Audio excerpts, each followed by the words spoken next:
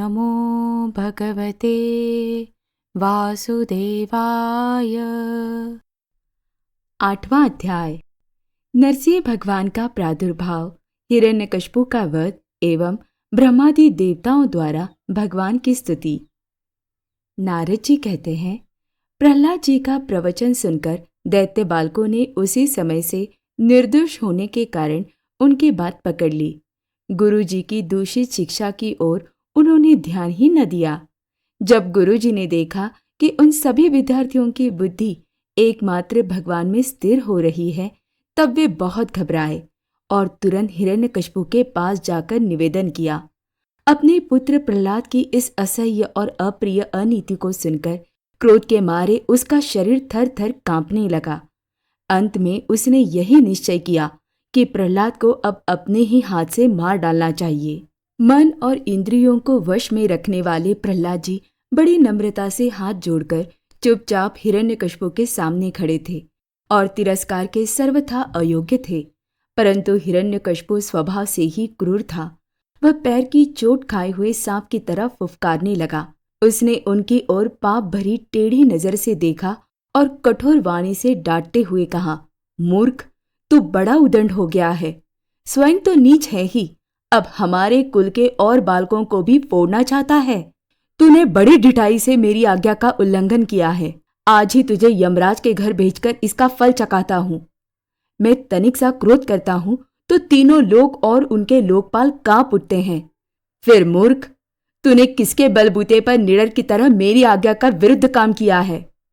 प्रहलाद जी ने कहा, दैत्यराज, ब्रह्मा से लेकर तिनके तक सब छोटे बड़े चर अचर जीवों को भगवान ने ही अपने वश में कर रखा है। न केवल मेरे और आपके, बल्कि संसार के समस्त बलवानों के बल भी केवल वही हैं। वे ही पराक्रमी सर्वशक्तिमान प्रभु काल है तथा समस्त प्राणियों के इंद्रिय बल, मनोबल, देह बल, धैर्य एवं इंद्रिय भी वही हैं। वही परमेश्वर अपनी शक्तियों के द्वारा इस विश्व की रचना, रक्षा और संहार करते हैं। वे ही तीनों गुणों के स्वामी हैं।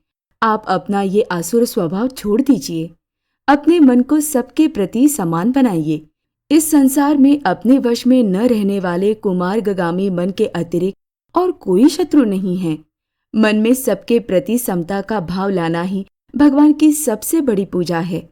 जो लोग अपना सर्वस्व लूटने वाले इन 6 इंद्रिय रूपी डाकुओं पर तो पहले विजय नहीं प्राप्त करते और ऐसा मानने लगते हैं कि हमने 10 दिशाएं जीत ली, वे मूर्ख हैं। हाँ, जिस ज्ञानी एवं जितेंद्रिय महात्मा ने समस्त प्राणियों के प्रति समता का भाव प्राप्त कर लिया, उसके अज्ञान से पैदा होने वाले काम क्रोधादि शत्रु भी मर मिट जाते हैं। फिर बाहर के शत्रु तो रहे ही कैसे? हिरण्यकशिपु ने कहा, रे मंद बुद्धि, तेरी बहकाने की भी अब हद हो गई। ये बात स्पष्ट है कि अब तुम मरना चाहता है, क्योंकि जो मरना चाहते हैं वे ही ऐसी बेसिर पैर की बातें बका करते हैं। अब आगे तूने मेरे सिवा जो और किसी को जगत का स्वामी बतलाया है, सो देखूं तो तेरा वह जगदीश्वर कहाँ है? अच्छा, क्या कहा? वह सर्वत्र है, तो इस खंबे में क्यों नहीं दिखता? अच्छा, तुझे इस खंबे में भी दिखाई देता है? अरे, तू क्यों इतनी डिंग हाँक रहा है? मैं अभी अभी तेरा सिर धड़ से अलग किए देता हूँ। देखता हूँ तेरा वह सर्वस्व हरि जिस पर तुझे इतना भरोसा है, तेरी कैसे रक्षा करता है। इस प्रकार वह अत्यंत बलवान महादैत्य भगवान के परम प्रेमी प्रहलाद को बार बार झिड़कियां देता और सताता रहा। जब क्रोध के मारे वह अपने को रोक न सका, तब हाथ में खड़ग लेकर सिंहासन से कूद पड़ा और बड़े जोर से उस खंबे को एक घुसा मारा। उसी समय उस खंबे में एक बड़ा भयंकर शब्द हुआ। ऐसा जान पड़ा मानो ये ब्रह्मांड ही फट गया हो। वह ध्वनि जब लोकपालों के लोक में पहुंची, तब उसे सुनकर ब्रह्मादि को ऐसा जान पड़ा मानो उनके लोकों का प्रलय हो रहा हो। हिरण्यकशिपु प्रहलाद को मार डालने के लिए बड़े जोर से झपटा था, परंतु दैत्य सेनापतियों को भी भय से कंपा देने वाले उस अद्भुत और अपूर्व घोर शब्द को सुनकर वह घबराया हुआ सा देखने लगा कि ये शब्द करने वाला कौन है, परंतु उसे सभा के भीतर कुछ भी दिखाई न पड़ा। इसी समय अपने सेवक प्रहलाद और ब्रह्मा की वाणी सत्य करने और समस्त पदार्थों में अपनी व्यापकता दिखाने के लिए सभा के भीतर उसी खंभे में बड़ा ही विचित्र रूप धारण करके भगवान प्रकट हुए। वह रूप न तो पूरा पूरा सिंह का ही था और न मनुष्य का ही। जिस समय हिरण्यकशिपु शब्द करने वाले को इधर उधर खोज रहा था, उसी समय खंभे के भीतर से निकलते हुए उस अद्भुत प्राणी को उसने देखा। वो सोचने लगा, ओहो, ये न तो मनुष्य है और न पशु, फिर ये नरसिंह के रूप में कौन सा अलौकिक जीव है। जिस समय हिरण्यकशिपु इस उधेड़ बुन में लगा हुआ था, उसी समय उसके बिल्कुल सामने ही नरसिंह भगवान खड़े हो गए। उनका वो रूप अत्यधिक भयावना था। तपाए हुए सोने के समान पीली पीली भयानक आंखें थी। जम्भाई लेने से गर्दन के बाल इधर उधर लहरा रहे थे। दाढ़ें बड़ी विकराल थी। तलवार की तरह लपलपाती हुई छुरे की धार के समान तीखी जीभ थी। टेढ़ी बोहों से उनका मुख और भी दारुण हो रहा था। कान निश्चल एवं ऊपर की ओर उठे हुए थे। फूली हुई नासिका और खुला हुआ मुंह पहाड़ की गुफा के समान अद्भुत जान पड़ता था। फटे हुए जबड़ों से उसकी भयंकरता बहुत बढ़ गई थी। विशाल शरीर स्वर्ग का स्पर्श कर रहा था। गर्दन कुछ नाटी और मोटी थी। छाती चौड़ी और कमर बहुत पतली थी। चंद्रमा की किरणों के समान सफेद रोए सारे शरीर पर चमक रहे थे। चारों ओर सैकड़ों भुजाएं फैली हुई थी, जिनके बड़े बड़े नख आयुध का काम देते थे। उनके पास फटकने तक का साहस किसी को न होता था। चक्र आदि अपने निज आयुध तथा व्रज आदि अन्य शस्त्र शस्त्रों के द्वारा उन्होंने सारे दैत्य दानवों को भगा दिया। हिरण्यकशिपु सोचने लगा, हो न हो महामायावी विष्णु ने ही मुझे मार डालने के लिए ये ढंग रचा है, परंतु इसकी इन चालों से हो ही क्या सकता है। इस प्रकार कहता और सिंहनाद करता हुआ दैत्यराज हिरण्यकशिपु हाथ में गदा लेकर नरसिंह भगवान पर टूट पड़ा। परंतु जैसे पतंगा आग में गिरकर अदृश्य हो जाता है, वैसे ही वो दैत्य भगवान के तेज के भीतर जाकर लापता हो गया। समस्त शक्ति और तेज के आश्रय भगवान के संबंध में ऐसी घटना कोई आश्चर्यजनक नहीं है, क्योंकि सृष्टि के प्रारंभ में उन्होंने अपने तेज से प्रलय के निमित्त भूत तमोगुण रूपी घोर अंधकार को भी पी लिया था। तदनंतर वो दैत्य बड़े क्रोध से लपका और अपनी गदा को बड़े जोर से घुमाकर उसने नरसिंह भगवान पर प्रहार किया। प्रहार करते समय ही जैसे गरुड़ सांप को पकड़ लेते हैं, वैसे ही भगवान ने गदा सहित उस दैत्य को पकड़ लिया। वे जब उसके साथ खिलवाड़ करने लगे, तब वो दैत्य उनके हाथ से वैसे ही निकल गया जैसे क्रीड़ा करते हुए गरुड़ के चंगुल से सांप छूट जाए। युधिष्ठिर उस समय सब के सब लोकपाल बादलों में छिपकर इस युद्ध को देख रहे थे। उनका स्वर्ग तो हिरण्यकशिपु ने पहले ही छीन लिया था।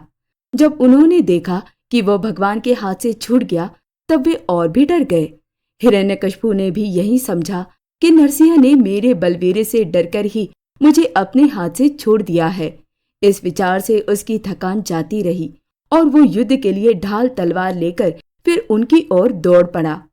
उस समय वह बाज की तरह बड़े वेग से ऊपर नीचे उछल कूद कर इस प्रकार ढाल तलवार के पैंतरे बदलने लगा कि जिससे उस पर आक्रमण करने का अवसर ही न मिले। तब भगवान ने बड़े ऊंचे स्वर से प्रचंड और भयंकर अट्टहास किया, जिससे हिरण्यकशिपु की आंखें बंद हो गई। फिर बड़े वेग से झपट कर भगवान ने उसे वैसे ही पकड़ लिया जैसे सांप चूहे को पकड़ लेता है।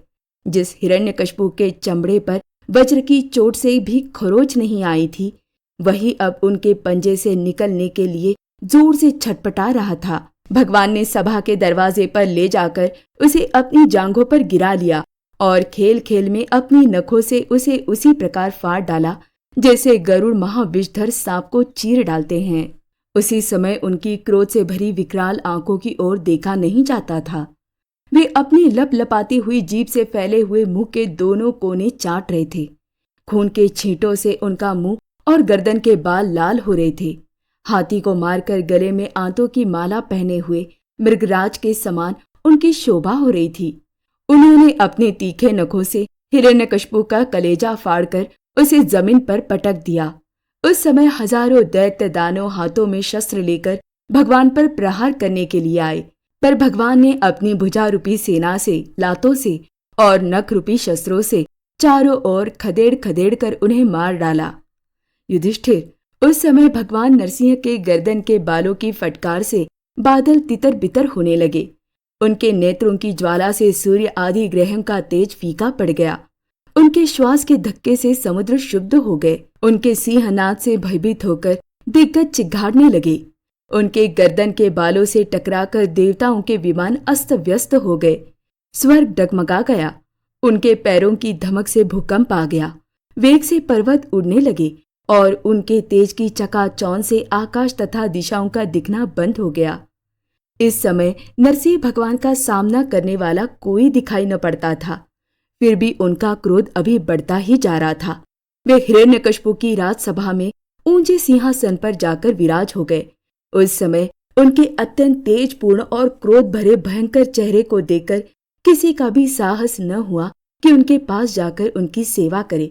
युधिष्ठिर, जब स्वर्ग की देवियों को ये शुभ समाचार मिला कि तीनों लोगों के सिर की पीड़ा का मूर्तिमान स्वरूप हिरण्यकशिपु युद्ध में भगवान के हाथों मार डाला गया, तब आनंद के उल्लास से उनके चेहरे खिल उठे।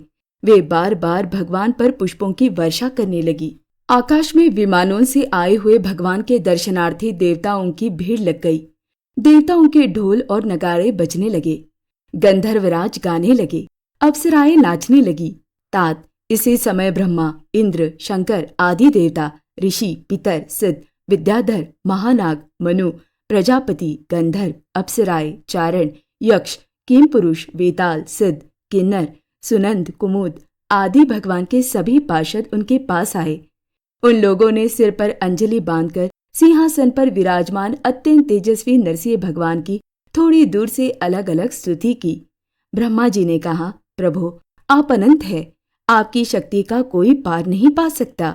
आपका पराक्रम विचित्र और कर्म पवित्र है। यद्यपि गुणों के द्वारा आप लीला से ही संपूर्ण विश्व की उत्पत्ति, पालन और प्रलय यथोचित ढंग से करते हैं, फिर भी आप उनसे कोई संबंध नहीं रखते, स्वयं निर्विकार रहते हैं। मैं आपको नमस्कार करता हूँ। श्री रुद्र ने कहा, आपके क्रोध करने का समय तो कल्प के अंत में होता है।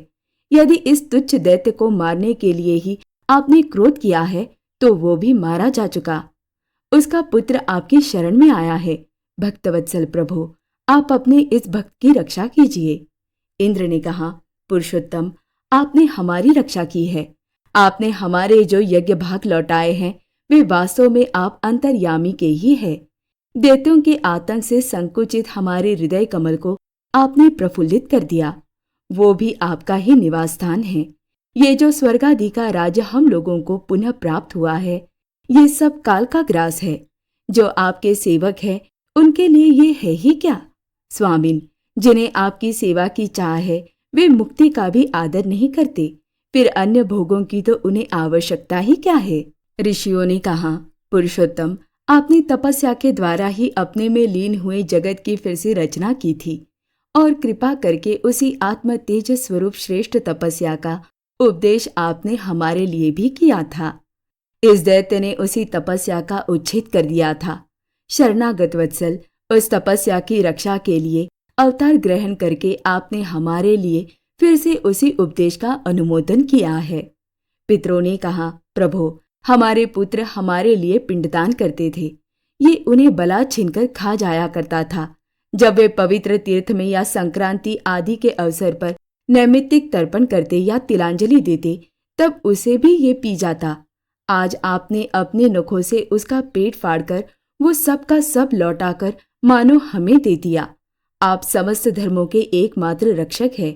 नरसिंह देव, हम आपको नमस्कार करते हैं। सिद्धों ने कहा, नरसिंह देव, इस दुष्ट ने अपने योग्य और तपस्या के बल से हमारी योग सिद्ध गति छीन ली थी। अपने नखों से आपने उस घमंडी को फाड़ डाला है। हम आपके चरणों में विनीत भाव से नमस्कार करते हैं। विद्याधरों ने कहा, ये मूर्ख हिरण्यकशिपु अपने बल और वीरता के घमंड में चूर था। यहाँ तक कि हम लोगों ने विविध धारणाओं से जो विद्या प्राप्त की थी उसे इसने व्यर्थ कर दिया था। आपने युद्ध में यज्ञ पशु की तरह इसको नष्ट कर दिया। अपनी लीला से नरसिंह बने हुए आपको हम नित्य निरंतर प्रणाम करते हैं। नागों ने कहा, इस पापी ने हमारी मणियों और हमारी श्रेष्ठ और सुंदर स्त्रियों को भी छीन लिया था। आज उसकी छाती फाड़कर आपने हमारे पत्नियों को बड़ा आनंद दिया है। प्रभु, हम आपको नमस्कार करते हैं। मनुओं ने कहा, देवाधिदेव, हम आपके आज्ञाकारी मनु हैं। इस दैत्य ने हम लोगों की धर्म मर्यादा भंग कर दी थी। आपने उस दुष्ट को मारकर बड़ा उपकार किया है। प्रभु, हम आपके सेवक हैं। आज्ञा कीजिए, हम आपकी क्या सेवा करें। प्रजापतियों ने कहा, परमेश्वर, आपने हमें प्रजापति बनाया था, परंतु इसके रोक देने से हम प्रजा की सृष्टि नहीं कर पाते थे। आपने इसकी छाती फाड़ डाली और ये जमीन पर सर्वदा के लिए सो गया। सत्वमय मूर्ति धारण करने वाले प्रभु, आपका ये अवतार संसार के कल्याण के लिए है। गंधर्वों ने कहा, प्रभु, हम आपके नाचने वाले, अभिनय करने वाले और संगीत सुनने वाले सेवक हैं। इस दैत्य ने अपने बल, वीर्य और पराक्रम से हमें अपना गुलाम बना रखा था। उसे आपने इस दशा को पहुंचा दिया। सच है, कुमार्ग से चलने वाले का भी क्या कभी कल्याण हो सकता है। चारणों ने कहा, प्रभु, आपने सज्जनों के हृदय को पीड़ा पहुंचाने वाले इस दुष्ट को समाप्त कर दिया। इसलिए हम आपके उन चरण कमलों की शरण में हैं, जिनके प्राप्त होते ही जन्म मृत्यु रूप संसार चक्र से छुटकारा मिल जाता है। यक्षों ने कहा, भगवान, अपने श्रेष्ठ कर्मों के कारण हम लोग आपके सेवकों में प्रधान गिने जाते हैं, परंतु हिरण्यकशिपु ने हमें अपनी पालकी ढोने वाला काहर बना लिया। प्रकृति के नियामक परमात्मा, इसके कारण होने वाले अपने निज जनों के कष्ट जानकर ही आपने इसे मार डाला है। किम पुरुषों ने कहा, हम लोग अत्यंत तुच्छ किम पुरुष है और आप सर्वशक्तिमान महापुरुष है। जब सत्पुरुषों ने इसका तिरस्कार किया, इसे धिक्कारा, तभी आज आपने इस कुपुरुष असुराधम को नष्ट कर दिया। वैतालिकों ने कहा, भगवान, बड़ी बड़ी सभाओं और ज्ञान यज्ञों में आपके निर्मल यश का गान करके हम बड़ी प्रतिष्ठा पूजा प्राप्त करते थे। इस दुष्ट ने हमारी वो आजीविका ही नष्ट कर दी थी। बड़ी सौभाग्य की बात है कि महारोग के समान इस दुष्ट को आपने जड़ मूल से उखाड़ दिया। किन्नरों ने कहा, हम किन्नरगण आपके सेवक हैं। ये दैत्य हमसे बेगार में ही काम लेता था। भगवान, आपने कृपा करके आज इस पापी को नष्ट कर दिया। प्रभु, आप इस प्रकार हमारा अभ्युदय करते रहें। भगवान के पार्षदों ने कहा, शरणागत वत्सल, संपूर्ण लोगों को शांति प्रदान करने वाला आपका ये अलौकिक नरसिंह रूप हमने आज ही देखा है। भगवान, यह दैत्य आपका वही आज्ञाकारी सेवक था जिसे सनकादि ने शाप दे दिया था। हम समझते हैं आपने कृपा करके इसके उद्धार के लिए ही इसका वध किया है। ओम नमो भगवते वासुदेवाय।